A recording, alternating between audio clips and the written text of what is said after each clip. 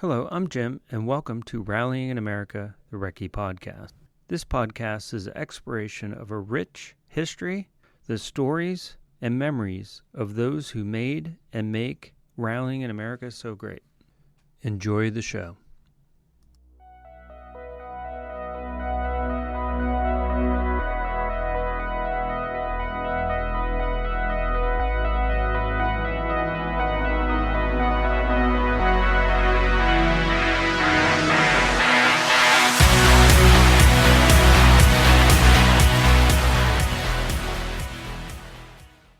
How you doing? I'm doing well. How are you? I'm good. Good. So why don't you tell us a little about yourself and a little bit about your background and what you do? Yeah. We just kind of got into, like kind of everybody within the rally scene kind of played the games as a kid and caught the bug and started going to the events probably around 2007 was our first one out here in the Pacific Northwest, Olympus Rally. And like I mentioned, just full on caught the bug, just a great experience, totally different form of motorsport that was just an amazing thing to see live. Oh yeah, it's a lot of fun to watch, for sure. It is. Yeah. Great. So tell us a little bit about how you got into rallying and your background in rallying specifically. Like what is it that you do now with stage rallying? Sorry. Okay. We do just pretty much a lot of volunteering. Was a really big fan and then kind of moved over to that once we realized that was even a thing. So we've done I think about 4 for Oregon Trail and 4 for the Olympus Rally as well. Okay. Would love to see an event off the West Coast, but it's just quite as the schedule is. It's pretty pretty lengthy travel to go see these things, but it is, yeah. Yeah, it's definitely on the agenda this year. I think we're gonna make it out, go try to see some new stages. Okay, excellent. Yeah, there's a lot to do. As far as my schedule goes, I would love to someday make it to at least all the national events in one year. And I know that would be an epic task, but yeah, it'd be kind of absolutely difficult being that it's spread out everywhere. Yeah, I was kind of surprised. I was looking at the schedule that STPR didn't make it on for next year. I was kind of bummed by that. Yeah, there's a few things that happened as far as the scheduling goes, like the New England Forest Rally, which is now, I think, the Errol Northwoods Rally. Didn't make it on the schedule for ARA, but they're part of the NASA rally schedule. Okay. And I know there's a conflicting date with SDPR. So it's very difficult. One thing I talked about in my previous podcast was a lot of organizing goes on, but it's very difficult for the ARA to, I think, make everyone happy, so to speak. They're not responsible for the, say, SDPR or the Arrow Northwoods Rally to get them organized and set dates. They're independent groups that organize them and get them together, and it can be very difficult, I would imagine. With the sport growing, right? Especially with the sport growing, it's going to be more and more difficult. And I think we're probably going to see more conflicts in schedule and difficulty in getting things lined up. And I think that's part of the growing pains of rallying, especially stage rallying. Yeah, to your point, the amount of people in 2007 compared to now is just, it's staggering. There's so many new faces, which is amazing. And just to see it, because it's not, rally's a notoriously hard sport to spectate. It is. If you describe it to people, they're like, that's what you're going to do? And I'm like, well, yeah. If you don't have the bug, it's kind of hard to explain and convince someone to go check out a stage rally. It is. I have a friend of mine who came with me to SDPR back in 2022, and it drove him crazy. He couldn't take sitting along a road in a forest for 30, 40 minutes to watch, 40 cars go by in less than 20 minutes, it seemed like. And it drove him crazy. He couldn't take it. So it does take a special type of fan and Definitely. Yeah, we some got a little bit spoiled out here because we do have the Friday night at PIR, which is like the big draw for everybody. So right. you can kind of, see them take off, run to the other side of PIR and catch them over like the jump section and stuff like that. So kind of Yeah, brings in a new crowd. But yeah, once they get out there on the stage, it's like, oh my, you're locked out there for 8 hours and you're not moving until the stage is clear. So that's right. Yeah, yeah. Don't even think about crossing that yeah, tape. absolutely. But yeah, it takes a special person to enjoy rallying. So It does. yeah. So what else is it that you do with rallying besides the volunteering? Now you've You been know, to the Dirtfish School, is that correct? yeah, my wife and I just did that in Okay.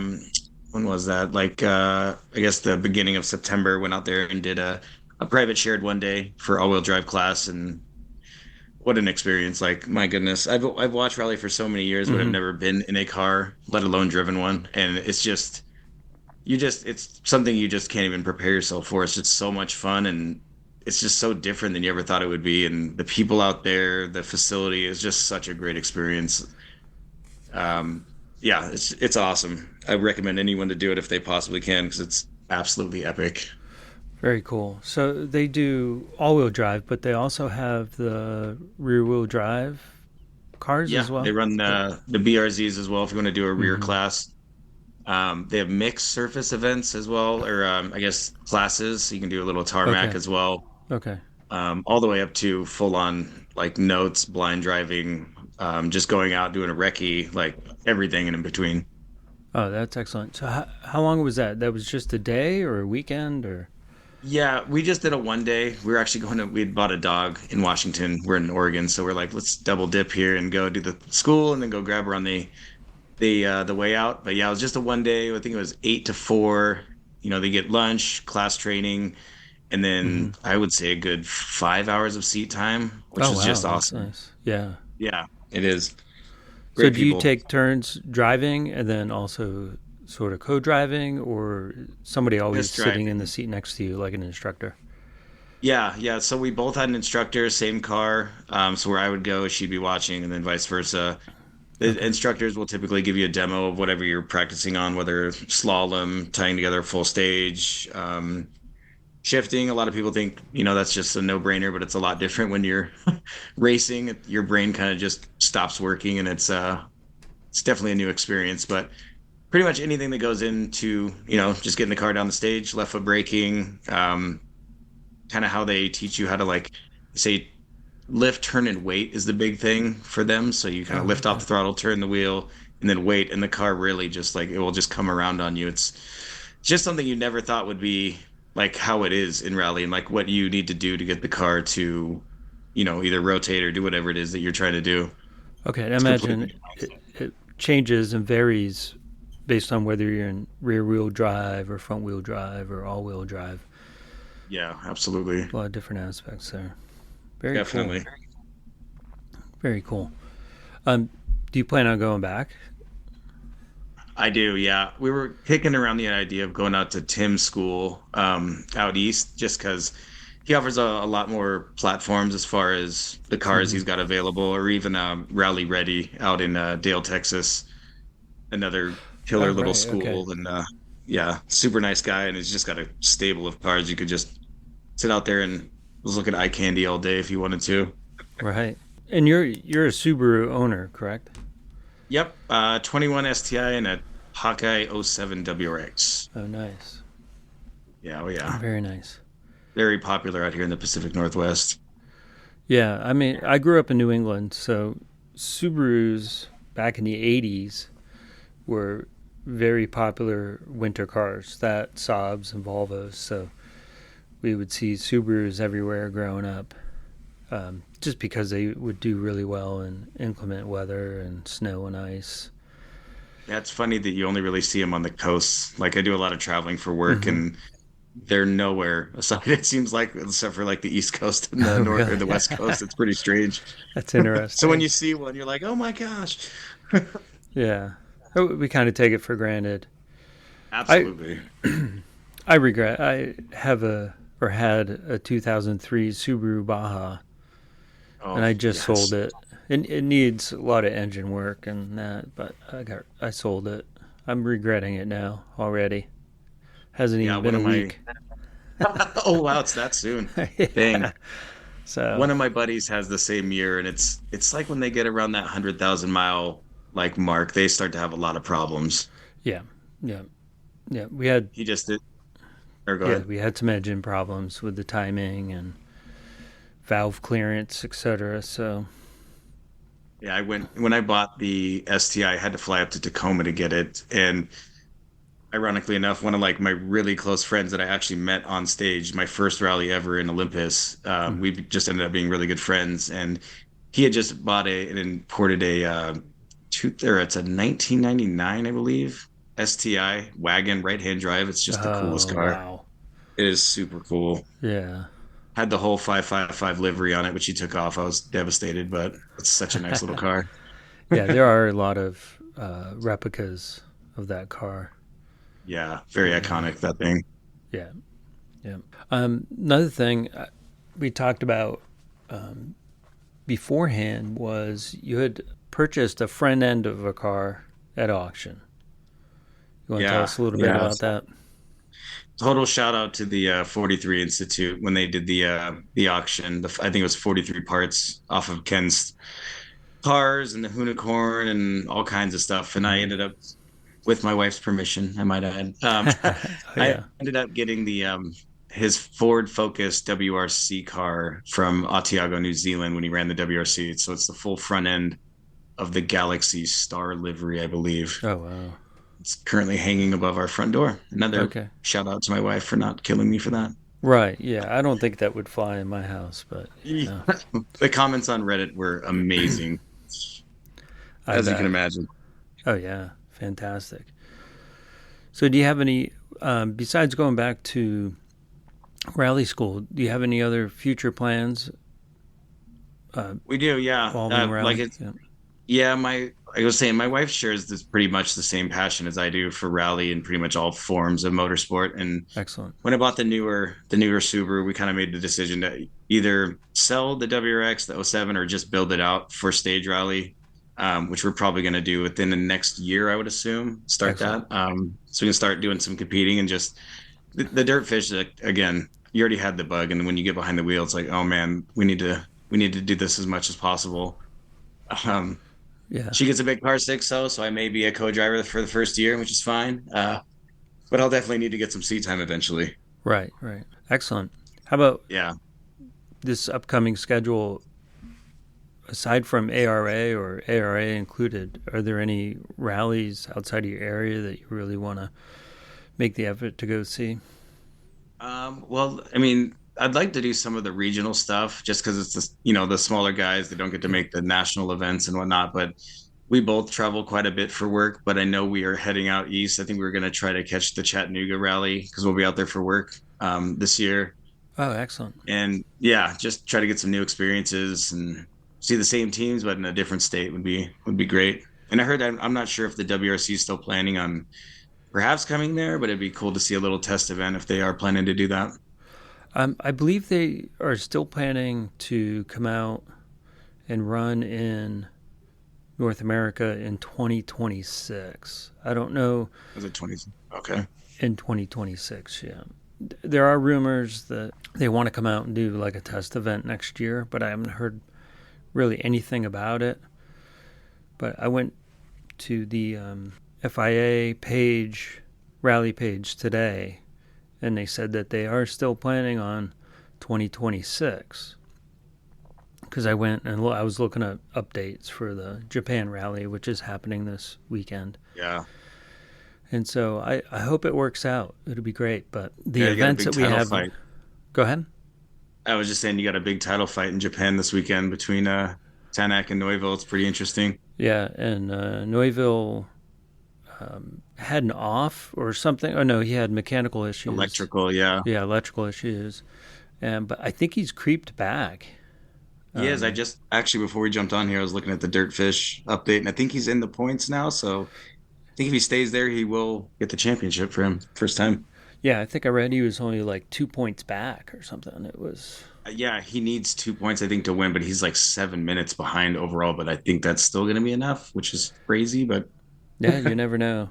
absolutely. Crazy things happen. Yeah. So excellent. I'm just looking at my notes here. No, yeah. But Have you guys, do you guys get any of the, I guess it'd be Nitro or the electric series out there? Back um, in the day, it was GRC out here. well, there was a Nitro Cross event. The closest one to me here in Pennsylvania, I believe, was in Richmond, Virginia this year. Okay. Before they pulled the plug on the remaining Yeah. events for the year, which was a shock to a lot of people. And I'm not sure. I haven't heard any updates regarding what the plan is for bringing it back. But I know folks like Vermont Sports Car are pretty upset because they've put so much time and money into it, and then just to have the remaining events just stop. It was Yeah, frustrating for them, but frustrating for the fans as well. Something that, definitely.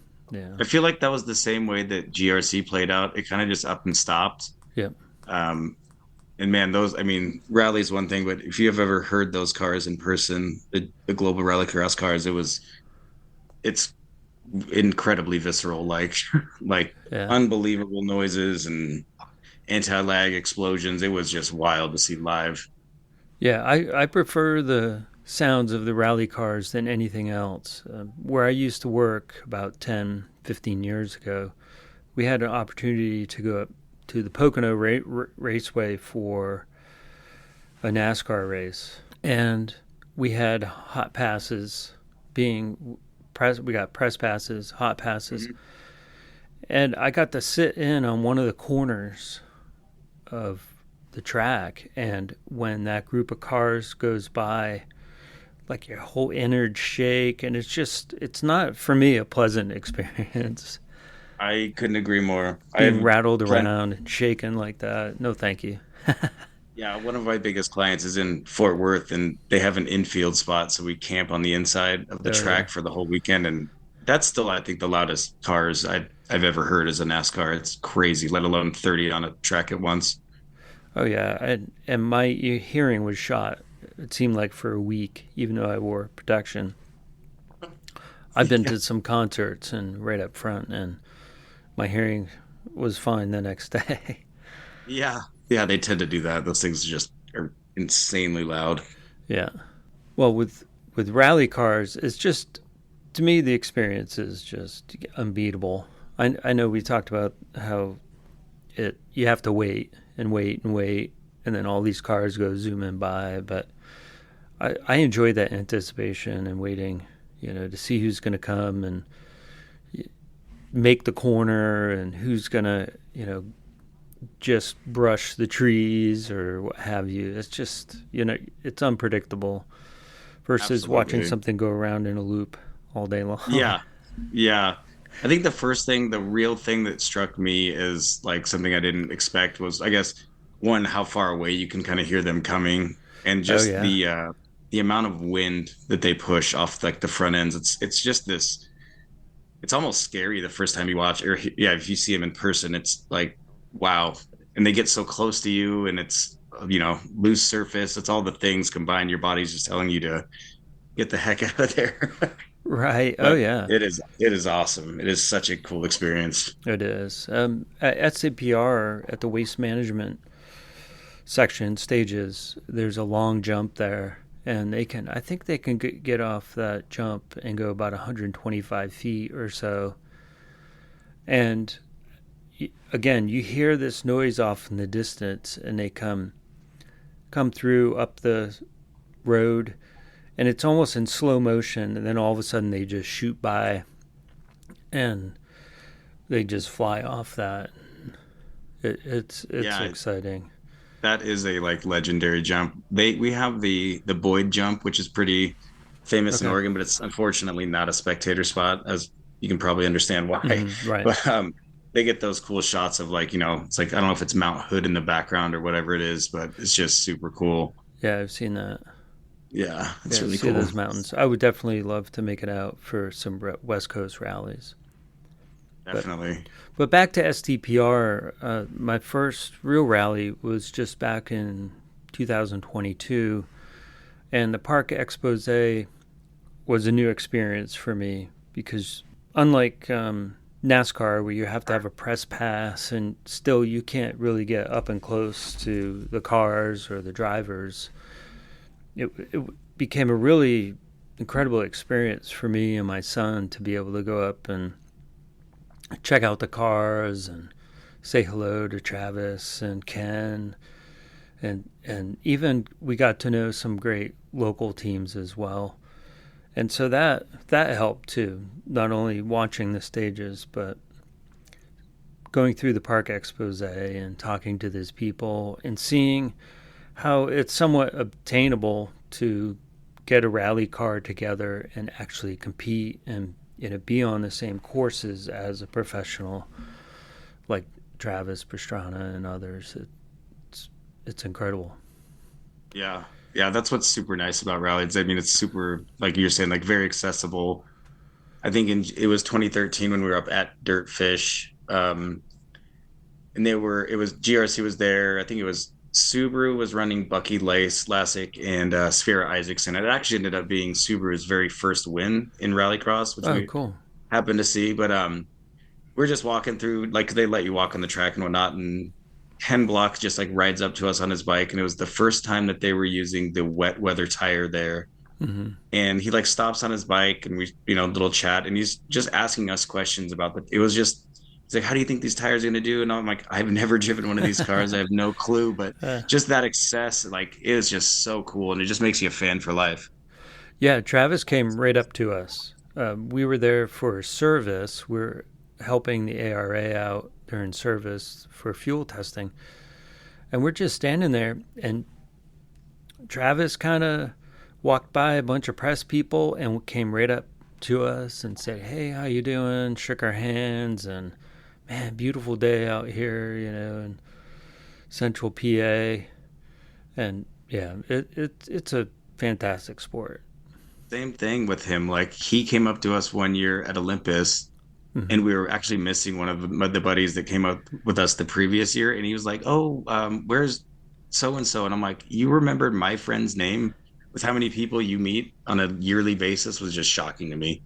Oh yeah, there are people like that can remember names, places, faces, and put them all together. And one person that I've met that is like that, and if I ever run into him again, he probably remember my name and ask me how my wife is doing. Would be Sam, the owner of Dogfish Head Brewery. Okay. He's got a brain like that where he can remember your name. I mean, after 5 years, he'd be like, "Hey, Jim, how's it going?" It's like, wait, how do you remember my name? Exactly how I felt. I'm like, wow, that is insane. I know Travis hasn't been particularly nice to his body over the years, so I'm like, you are a different person, that's for sure. Yeah, and to add to that, I'm 53. I've had 2 spine fusions and a number of other surgeries, and I'm miserable. I'm grumpy. I'm impatient. I'm impatient with myself when you're in a lot of pain. And yeah, that's a good point. Pretty amazing that he, mentally can just skip right over that and still be very kind and gracious. And yeah, it says a lot. Yeah, I think I recently saw like an X-ray. I think it was on Reddit of his body, and I'm like, he is legit half machine. Like, there's so Oh much yeah. stuff in his body. It's crazy. Well, I just saw, I think it was an interview with him. I think by the time he was 15, he had broken, 18 different bones. And I think he had separated his spine from his pelvic bone or something. That is crazy. I mean, I've had like a minor hand fracture and same thing. Like it gets cold. I'm like, oh my. No real injuries or surgeries though. yeah, incredible. And I think that's a lot, says a lot about rally drivers in general. I feel like most of them have that, no fear, kind of indestructible, but yet I'm going to be cautious when I need to be cautious. But if I can be flat out, I'll be flat out. Yeah, absolutely. It's like what separates this sport from most other sports. I mean, obviously we get the two pass recce now, but back in the day we only did a one pass, or the organizers used to provide the notes for them. So literally just going in blind. And to be honest, you see that corner only four times in the whole rally, including recce. So it's just crazy how like the memorization of stages and how well you can take notes and actually pay attention to your co-driver without just driving from fear, and what you're seeing is just makes it completely different than any other form of motorsport. Right. And how reliant you are as a driver on your co-driver. Those notes have to be immaculate, you know. Absolutely.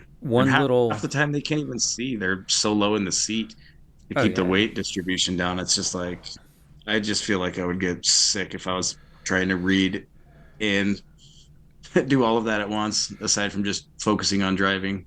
Right. Oh yeah. Me too. I would totally probably start ralphing after just, the first mile, Yeah, trying to look up and down. absolutely. And I need bifocals too, so that doesn't help. Makes it easier, right? Yeah. But crazy, crazy. Yeah. It is a fantastic sport, and I really hope that it continues to grow, and it grows without too many growing pains, but they're inevitable, and I hope WRC can make it out. Um, Yeah, that would be wild to see those guys out here, and that I would assume that would draw just an enormous crowd, I or think so I would so, hope. yeah. And I think it would bring a lot of new fans to the sport as well.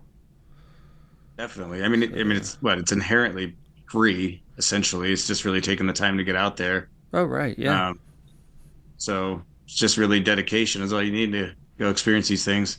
right, yeah. And my wife isn't into motorsports at all. She could care less, basically. But she loves to travel.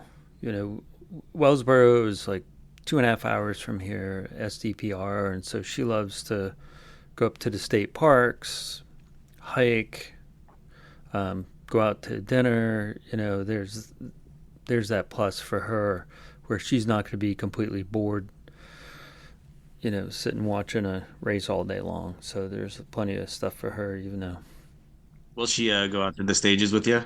she does, yeah. She'll bring a chair Okay, and she'll bring a book, sit and read her book, absolutely, and she's happy, sitting there reading her book. So yeah, it's great. absolutely. So as far as auctions go, you plan on looking for anything else to decorate your house with?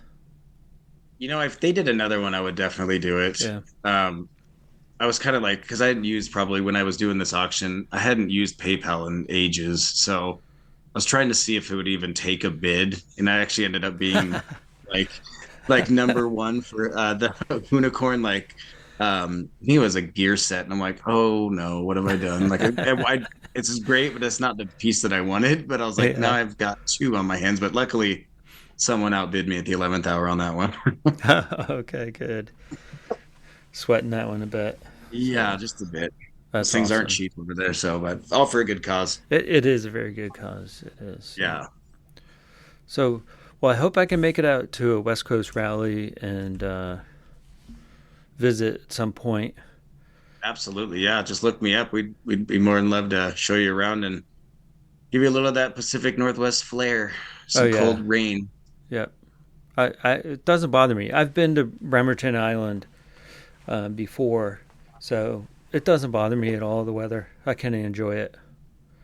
Yeah, It we're not too fits. bad on this side of the Cascades. When you get to Yeah, Portland, then it starts really raining over there. right. It fits the mountains and the forests and everything. Kind of goes hand in hand. But great.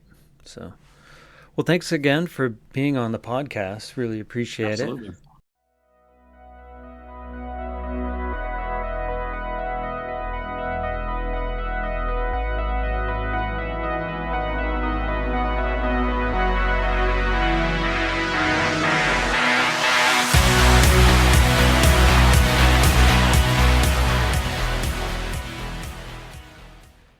If you'd like to be on the podcast, you can email me, Jim at jimboothdesigns.com, or message me through Facebook, com for all of your fuel testing needs. And remember, don't be a fool.